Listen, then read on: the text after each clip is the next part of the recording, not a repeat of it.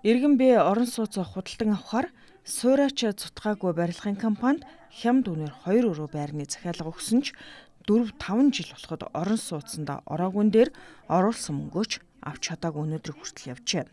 Тухайн үед хийсэн тооцоо одоогоос хямд буюу 70 орчим сая төгрөг.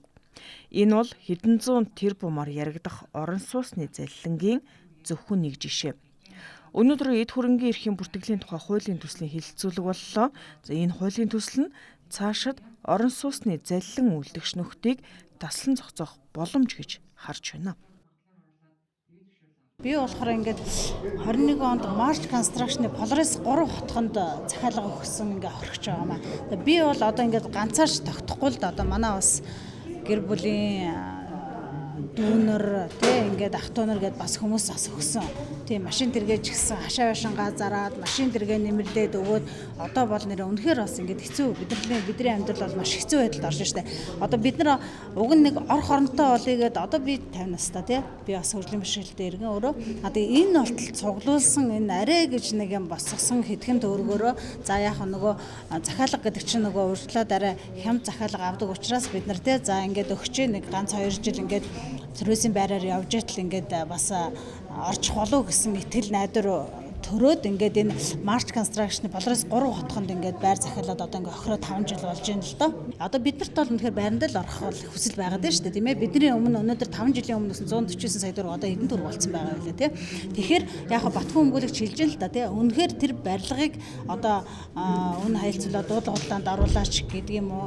Одоо тэгээд эсвэл одоо тэр гэрээн дээр нь хүмүүстэй тохироод тийм сая 500-аар захиалга хийсэн бол одоо сая төгрөг нэмээд өгчөө метр квадратын нь 2 сая 500 болгочих юм бол бид нар та нарын барилгыг ингээд бариад өгөө гэсэн ийм тийм боломж энэ хуулинд нь суулгаад өгчих юм бол бас бид нарт бас боломж гарах юм байна даа л гэж бодож байна л да. Одоо энэ явж байгаа үйл бол маш зөв байл. Иргэд юунаас залилуулж ийн гэхлээр миний байр одоо яг захиалгын гэрээ хийгдсэн гэдгийг би өөрөө мэдгээс өөр хүн мэдэхгүй байгаа байхгүй. Тэгэхээр энийг ашиглаад нөгөө хүмүүс чинь 2 юм уу 3 хүнд зардаг. Эсвэл банкнд давхар барьцаан тавьдаг.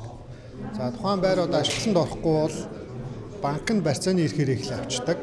Иргэн өөрөө юуг байрч байхгүй мөнгөч байхгүй хоцордог ийм эрсдэлтэй байна. Тэгэхээр энэ хууль бол илүү нэг дараа гарах залилэгчдаас урьсан сэргийлэх зорилготой юм байна.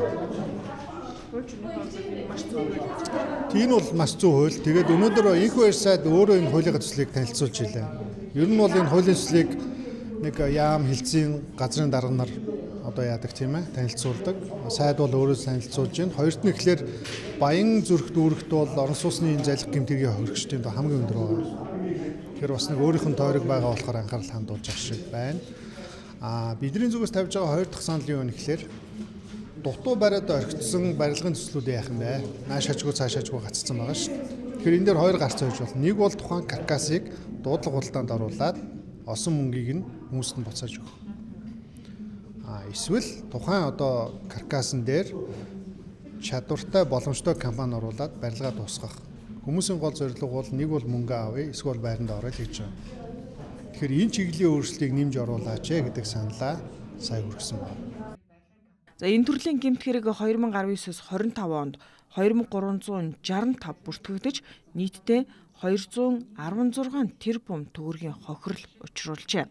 Энэ төрлийн гэмт хэрэгээс болж жилдээ учирсан хохирлын хэмжээ 2019 оноос хойш 46 дахин өссөн үзүүлэлттэй байна. Дээрх хуулийн төсөл батлагдсанаар барьж дуусаагүй орон сууцны нэгж бүрийг хаягжилттайгаар бүртгэж тус бүрээр нь хувийн хэрэгнээ бүртгэдэг болох юм а. Иргэд тухайн сууц талбай мэдээллийг урьдчилан нягтлах боломжч бүрдэнэ гэсэн үг. Мөн барилгын бүртгэл, газрын мэдээлэл, хаягжилтын системийн уялдаа сайжирч, өмчлөх хэргийн баталгаа бэхжиж, мөн зах зээлийн ил тод байдал нэмэгдэх, маргаан буурах, барилгын компаниудын хариуцлага дээшлэх, эрх зүйн орчин бүрдэх юм гэж хуулийн төсөл санаачлагчид үзэж байна.